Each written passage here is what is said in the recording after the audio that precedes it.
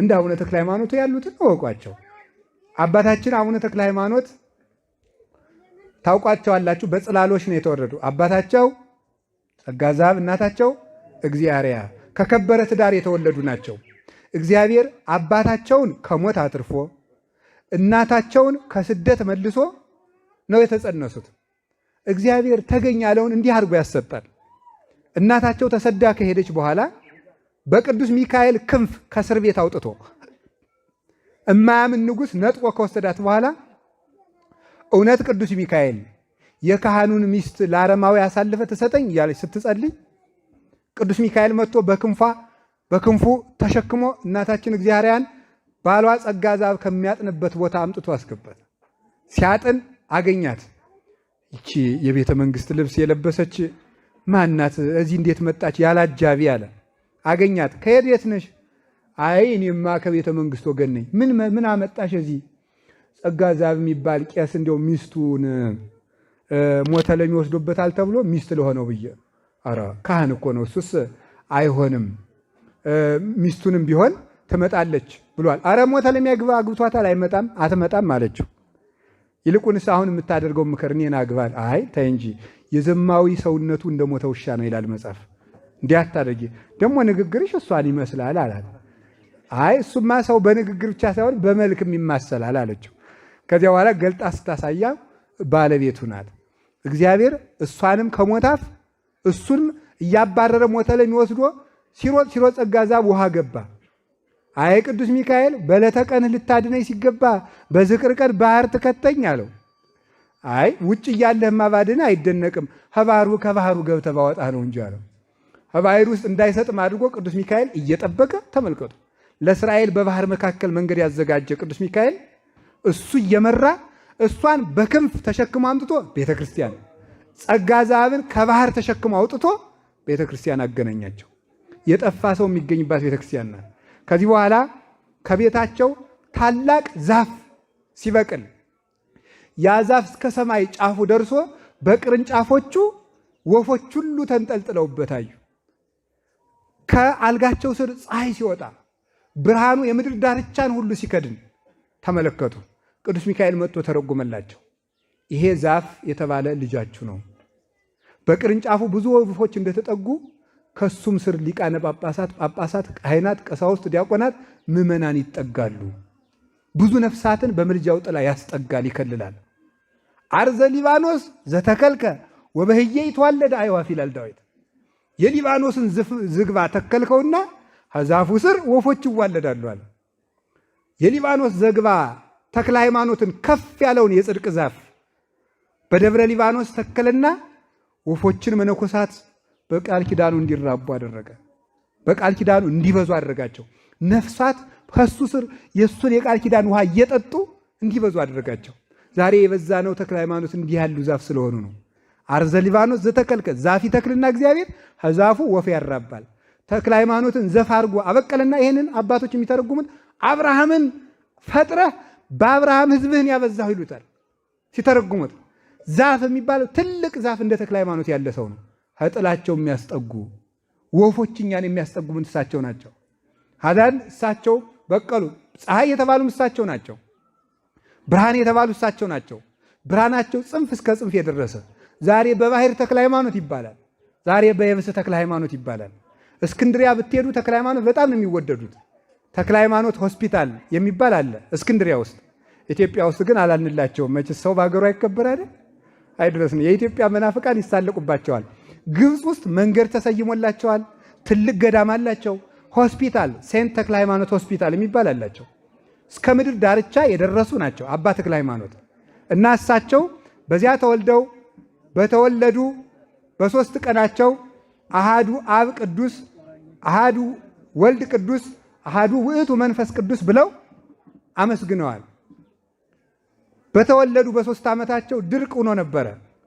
ድርቅ ሆኖ እናቲቱ የምትዘክረው አታ የቅዱስ ሚካኤል ዝክር የሚዘከር ጠፍቶ ስትል አቡነ ተክለ ሃይማኖትን ታቅፋ አባ ጸጋ ዘአብ ወደ ቤተ ክርስቲያን ይገሰግሳል።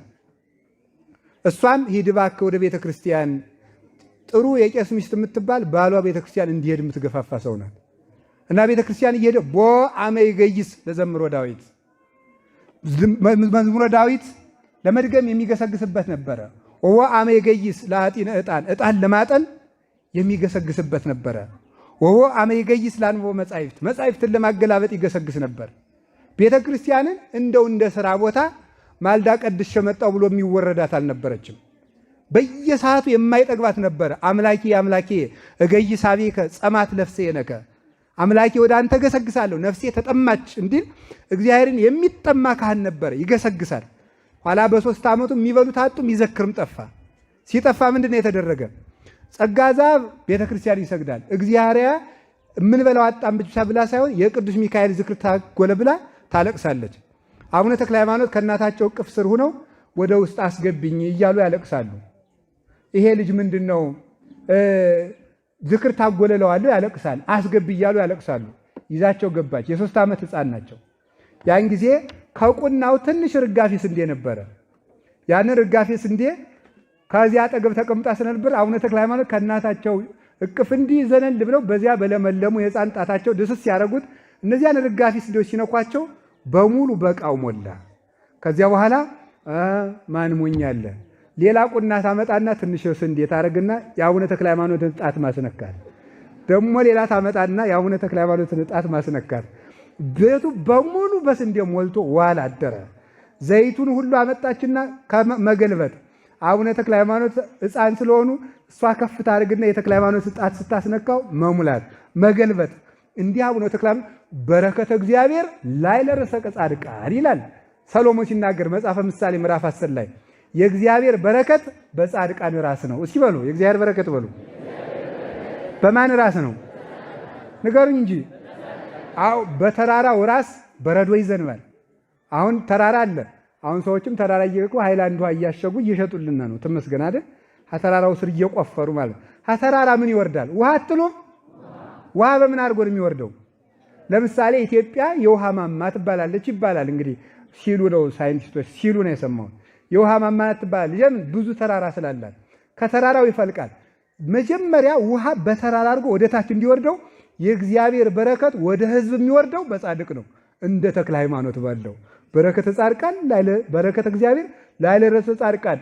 አዲያ እጣቱ ሁሉ በረከት የሚያንጠበጥብ ተክለ ሃይማኖትን ከማወቅ በላይ ምን እውቀት አለ? አይምርወሙ ለለከ መዝህ እንደ ተክለ ሃይማኖት ያሉትን ንገሩ፣ ጨምሩት እንጂ እንደ ተክለ ሃይማኖት ያሉትን እወቋቸው በተግባር። ገድላቸውን ግዙና ቤታችሁ እማምላክን ተክለ ሃይማኖትን በተግባር እወቋቸው። ዛሬም ያጣታቸው ያበረክታል። ዛሬም ያጣታቸው ጎደሎ ይሞላል። ዛሬም ያጣታቸው ችግር ያስወግዳል። ተክለ ሃይማኖት ማለት ደግ ቅርብ አባት ናቸው። ከዚያ በኋላ ተመልኩ አላችሁን? አደጉ፣ ዲቁና አመጡ፣ ተማሩ፣ አባት እናታቸው አረፉ። ለማሳጠር ነው፣ ለቅዳሴ እንዳይረፍድብል ሌላ መርሐ ግብርም ይኖራል። ዲቁና አመጡ፣ መጽሐፍ ተማሩ፣ አዳኝ ሆኑ። ከሚያድኑበት ጌታችን ኢየሱስ ክርስቶስ በቅዱስ ሚካኤል ክንፍ ሆኖ ተገለጠላቸው። ከዚህ በኋላ ነፍሳትን እያደንክ ወደ እኔ ታመጣለህ እንጂ አውሬ አታድንም አላቸው። ይህንን ጥሪ ተቀብለው ስምም እንግዲህ ተክለ ሃይማኖት ይሁን፣ ተክለ አብ፣ ተክለ ወልድ፣ ተክለ መንፈስ ቅዱስ ይሁን ስምህ አላቸው። ይህንን ተቀብለው ሲጋደሉ ቅስና ተቀበሉና ወንጌልን አስተማሩ። ጣዖታትን አጠፉ። ከጣዖት አምላኪ 40 ቀን በሙሉ በጥፊ እየተደበደቡ ነው ያስተማሩ። እኔ አሁን ማስተምር ይውልኝ ቢጫ ካባ ለብሼ እናንተም ቃለ ሕይወት ያሰማልን እያላችሁ ነው። ተክለ ሃይማኖት የሚያስተምሩ ግን በድንጋይ እየተደበደቡ ነው። ይሄንን አስተምረው ንጉሱን ሙት አስነስተው ሃይማኖቱን አስመስክረው አሳምነው ከአባ በጸሎተ ሚካኤል ገዳም ሄደው 12 ዓመት እንጨት እየፈለጡ ቄሱ ነው። ቅስናቸውን ሰውረው ነው። ዛሬ ሰው ቅስናው ይታወቃል። አንድ መነኩስ ያሉ አንድ ገዳም ሄዶ ትትናውን ላይሆንለት ጀምሮ ነው።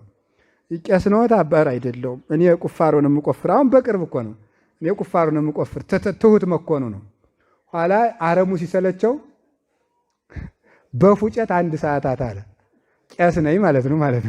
ከዚህ በኋላ ቄስ ነው አዎ ነኝ እንዲሁ ሸሽጊው ነው እንጂ ብሎ ወዲያው ዘወራሉ ማለት። አቡነ ተክለ ሃይማኖት ቅስናቸውን ሰውረው እንጨት እየፈለጡ አባ በጸሎተ ሚካኤል በቅተው ልጄ ወደ አገልግሎት ተመለስ፣ ቅዳሴ ቀድስ፣ ሰዓታት ቁም፣ ከካህናት ጋር ዋል፣ ከባልንጀሮች ጋር ቢሏቸው አባቴ እኔ እንጨት መፍለጥ ነው የሚሻለኝ፣ ለዚህ ተግባር አልበቃውም ብለው በቀን 40 ሸክም ይሸከማሉ፣ እንጨት ይፈልጣሉ። ከዚያ በኋላ ተመልከቱ፣ ተክለ ሃይማኖት ያረድ እሳት የፈጀው ሰው ኧረ እሳት ፈጀኝ ለተክለ ሃይማኖት አሳየ ይባላል። እፍ ሲሉት ይድናል። ወጥ በእጃቸው አማስለው ይሰራሉ። ለምን? ክርስቶስን ለብሰዋልና። ለብሰው እኔ በእኔ አምናችኋልና ጊንጥ ብትረግጡ አይነካችሁም ስላለ እሳቱ አይወጋቸውም ነበረ። ከአቡነ ኢየሱስ ማምነው 12 ዓመት ለፍተው ተጋድለው ቀሚስ ቅናት ተቀበሉ። ከአባ ዮሐኒ ሂደው ደብረ ዳሞ ቆብ ተቀበሉና አስኬማ ተቀበሉ። አስኬማ ምንድነው? ሌላ ቀን ትማሩታላችሁ። ይህን ሁሉ ተቀብለው ዓለምን አስተምረው ጣዖታትን አጥፍተው ሰዎችን ወደ ሃይማኖት መልሰው 99 ዓመት ተጋድለው ከዚያ በኋላ ተመልከቱ 7 ዓመት ሲቀራቸው ገርል እንዳልቀመሰ ሰው ሆኑ። 92 ዓመት ተጋድለው 7 ዓመት ሲቀራቸው ገርል እንዳልነካው ሰው ምን እንዳሉ ታውቃላችሁ? ዓለምን ሁሉ አሳምነው ከጳጳሳት በላይ ሆነው የሚካኤል ባልንጀራ ሆነው ከጌታ መንበር ደርሰው መጥተው ተሰውረው ሄደው ማለት ከሱራፌል ጋር አጥነው ተመልሰው ምን እንዳሉ ስሙ። ዓለምን አበራሁት ለኔ ግን ጨለምኩ አሉ። ለኔ ጨለምኩ። ጨው አልጫ ቢሆን ማን ሊያጣፍጠው ነው? መቅረዝ ቢጠፋ ማን ያበራለታል? ወይኔ ዓለምን አስተማርኩ እኔ ግን ጨለምኩ አሉ። ከዚያ በኋላ ተመልከቱ ጦር ተክለው ወደፊት ሲሰግዱ የፊተኛው ጦር እንዲወጋቸው፣ ወደ ኋላ ሲሰግዱ ወደ ኋላ እንዲወጋቸው፣ ወደ ግራ ሲሉ የግራው ወደ ቀኝ ሲሉ የቀኙ እየወጋቸው 7 ዓመት በአንድ እግራቸው ቁመው ጸለዩ። ዛሬ ይህን ሁሉ አድርገው ጌታችን ኢየሱስ ክርስቶስ እመቤታችን ነቢያት ሐዋርያትን ሆኖ ቅዱስ ዳዊት ክቡር ሞቱ ለጻድቅ በቅድመ እግዚአብሔር እያለ መጣ። ተክለ ሃይማኖት ወዳሉበት መጣና ወዳጄ ተክለ ሃይማኖት እንግዲህ ላሳርፍ መጥቻለሁ አላቸው። አይ ጌታዬ አትወደኝም። ምን ነው ብትወደኝም አንዳንተ በመከራ እንድሞት ታደርገኝ ነበር፣ ወይም እንደ ወዳጅህ እንደ ጊዮርጊስ በመንኮራኩር እንድፈጭ ታደርገኝ ነበር። እንዴት አርፌ እንድሞት ታደርጋለህ? በል በተቅማጥ ተሰቃይተህ ትሞታለህ፣ ያንን እንደኔ ሞት እቆጥርልሃለሁ አለ። አሁን ዛሬ መናፍቃኑ የሚመጻደቁበት ይሄንን ነው ማለት ነው። እንደኔ ሞት እቆጥርልሃለሁ ማለት የተክለ ሃይማኖትና አሁን እንዲሁ እግዚአብሔር ያስጃችሁ። አንድ ጥቅስ ብቻ ስሙልኝ። ኢየሩሳሌም መጠነ ፈቀድኩ አስተጋብኦሙ ለውሉድኪ ከመንተ ታስተጋብ ዶርሆ እጎሊሃ ታይተከናፊሃ። ዶሮ ጫጭቷን እንደምትሰበስብ ኢየሩሳሌም ልሰበስብሽ መጥቼ ነበር ይላል። ዶሮ እንደምትሰበስብ ማለት አሁን ክርስቶስ ከዶሮ ጋር እኩል ነው ማለት ነው። ጅልነት ማለት ይሄ ነው ማለት ነው። ታዲያ እንግዲህ ተክለ ሃይማኖት ያንተ ሞት እንደኔ ነው ማለት መከራህን የኔ ሞት ክቡር እንደሆነ ያንተንም እንደመጠንህ አከብርልሃለሁ ማለት ነው እንጂ የክርስቶስ ሞትና የተክለ ሃይማኖት አሁን ጠፍቶን ልጅ ለእናቱ አሉ ምጥ አስተማረች። ይሄ ጠፍቶን እኛ አልገባን ብሎ የክርስቶስ ሞትና የተክለ ሃይማኖት ሞት እኩል ነው ብለን አይደለም። ስቃይህን የኔን ስቃይ ያህል እቆጥርልሃለሁ አከብርልሃለሁ ነው። በእግዚአብሔር ወዳጆቹን ያከብራልና እዚህ በኋላ እሺ ብለው ምን ታደርግልኛለህ? መካኖችን ልጅ ስጠልሃለሁ፣ እስከ 10 ትውልድ እምርልሃለሁ፣ ነሐሴ 24 ቀን የቆረበውን ሰው ይቅርታ ሰጥልሃለሁ፣ ባይሆን እንኳን የዝክሩን ፍርፋሪ የቀመሰውን የሕይወት እንጀራ እንዲያገኝ አደርገዋለሁ። እህል የሰጠውን የተራበ የመገበውን የሕይወት እንጀራ መግባለሁ። ቢያቅተው እንኳን እንጨት የለቀመውን ውሃ ቀርቶ የሰጠውን በባህል ቀን ለደብርህ የተላከውን ሁሉ በአንተ ደብር የሚያገለግሉ ካህናትን በጽርሐ አርያም እንደሚያገለግሉ ሱራፌል እቆጥርልሃለሁ ብሎ ቃል ኪዳን ገብቶላቸው አባታችን አቡነ ተክለ ሃይማኖት በርጌታዬ ወዳጆችን የበቁትን የተጠቀሙትን ከኔ ጋር ውሰድ፣ ያላፈሩትን አትቁረጥብኝ ብለው እዚህ በኋላ በሽታይቱ ራሱ አስፈቅዳ ነው የያዘቻቸው። መጣች። ምንድነሽ አንቺ? ቆይ ልጆችን እስካስተምር ቆይ አሏት። ኧረ እኔ አምላክ አዞኝ ነው እንጂ አልነካም አለች። መክረው ሲጨርሱ ነይ ንደፊኝ አሏት። ነደፈቻቸው። ዛሬ ሌሊት በብርሃን ተሞልታ ደብረ ሊባኖስ እየተንቀጠቀጠች ጌታችን ብርሃን ለብሶ ብርሃን ተጎናጽፎ የክባይሪ ክብሩን ገልጦ መጥቶ ተክለ ሃይማኖት 7 አክሊልን ተቀበሉ። አንድ ስለ ጸና ሃይማኖታቸው፣ አንድ ሃይማኖት ስለማስተማራቸው፣ አንድ ካላውያን ነገስታት መከራ ስለመቀበላቸው፣ አንድ ጣዖታትን ስለማጥፋታቸው፣ አንድ ስለ ጸሎታቸው ብዛት፣ ይህን ሁሉ አድርገው ስለ ንጽህናቸው፣ ስለ ሃይማኖታቸው ንጽህና፣ ስለ ህሊናቸው ንጽህና 7ቱን ተቀበሉ። በአብዝሆ ጻማ ከመነቢያት በሰቢከ ወንጌል ከመሐዋርያት በተቀስፎ ዘባን ከመሰማይታት ጸሎቱ ውሂዝ ከመማየ ውሂዝ ዘይነጽፍ። ጸሎቱ እንደማይነጥፍ ውሃ ነው። ድካም በማብዛት እንደ ነቢያት፣ ስብከት ወንጌል በመስበክ እንደ ሐዋርያት፣ በመገረፍ እንደ ሰማይታት፣ በተባይቶ እንደ መነኮሳት፣ በማጠን እንደ መላእክት። ተክለ ሃይማኖት አንድ ሰው አይደሉም፣ ብዙ ሰው ናቸው። መልአክ ናቸው፣ ሰው ናቸው። ካህን ናቸው፣ ባሕታዊ ናቸው፣ መነኩሴ ናቸው፣ ጳጳስ ናቸው፣ መምህር ናቸው፣ የዘጉ ታህራሚ ናቸው፣ ቄስ ናቸው፣ ዲያቆን ናቸው። ተክለ ሃይማኖት ሁሉንም ናቸው። እንዲህ ያሉትን እወቋቸው።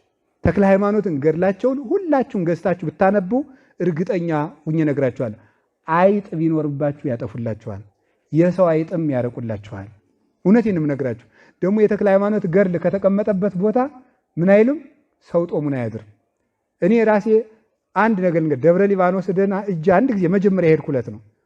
ተክለ ሃይማኖት ገድላቸው ከተነበበበት ቦታ ጦም አያድርም ተብሎ እስቲ ያለው ብዬ አንበላም ማለት አንበላም ብለን ዝም ብለን ቁጭ አለ። ገዝተ መብላት እንችላለን፣ ቆሎ እንስጣችሁ ያሉ እናትም ነበሩ ከአዲስ አበባ የመጡን። አንበላም ብለን ተኛን። 2 ሰዓት ተኩል ላይ አንዲት እብድ እየሮጠች መጣ። ለምንድን ነው ጦማችሁን የተኛችሁ? እኛ ጦማችን ተኝታን ብለን አልተናገርንም። ንፍሮ ሰታን በልተን አድረናል። ማንም ሰው እብድ ቢሆን ጅል ሰው ቢሆን ዘማዊ ቢሆን ንጹህ ቢሆን ተክለ ሃይማኖት ጦም አያሳድሩ። ያቡነት አሁን እዚህ የተሰበሰበው ሰው ሁሉ በረዴታቸው የሰበሰቡት ነው። የተክለ ሃይማኖት ገድል ከተነበበበት ሁሉ አጋንንት ስልጣን የላቸውም። ይሄን ጥንቆላ ምናምን እንዲህ ያለ ሀገር ስራ የሚፈቱ ሀገር አሉ አትድከሙ። የተክለ ሃይማኖትን ገድል ግዙና ከቤታችሁ በቀን በቀን አንዳንድ ምዕራፍ ደገሙ። እንጀራ ይሰጧችኋል፣ ጤና ይሰጧችኋል። እንደ ወንድም ባልንጀራ ናቸው። እንደ አባት ቅርብ ናቸው። እንደ እናት አዛኝ ናቸው። እንኳን ለሰው ለዝንጀሮ ያዝናሉ። ተክለ ሃይማኖትን የሚመስል ደግ የለም በእውነቱ። እንዲህ ያሉትን የተክለ ሃይማኖትን ፍቅር በልቡናችን ይጻፍልን። ወስብሐት ለእግዚአብሔር።